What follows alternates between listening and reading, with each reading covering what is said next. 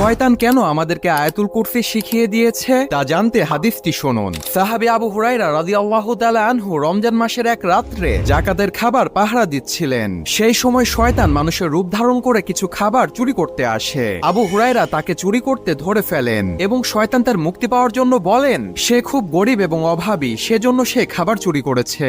আবু হুরায়রা তার কষ্ট দেখে তাকে ছেড়ে দিলেন। দ্বিতীয় দিনে ঠিক একই ঘটনা ঘটে এবং শয়তান আবারও মুক্তি চায়। সেই রাত্রেও তাকে ছেড়ে দেওয়া হয়। তৃতীয় দিনে শয়তান আবারও চুরি করতে আসে, কিন্তু আবু হুরায়রা তাকে ধরে আর ছাড়লেন না। তখন শয়তান তার নিজের জীবন বাঁচানোর জন্য বলল, তুমি আমাকে ছেড়ে দাও, আমি এর বিনিময়ে তোমাকে এমন একটি জিনিস শিখিয়ে দিব যা করলে তোমাকে আল্লাহ তাআলা শয়তান থেকে রক্ষা করবে। এই বলে তখন সে শয়তান আয়াতুল কুরসি শিখিয়ে দিলেন। এই ঘটনা সাহাবী আবু হুরায়রা রাসূল সাল্লাল্লাহু আলাইহি ওয়াসাল্লামের কাছে বর্ণনা করলেন। তখন রাসূল বললেন, সে শয়তান তোমাকে সত্য বলেছে। ইসলামিক ভিডিওর জন্য সাবস্ক্রাইব করুন।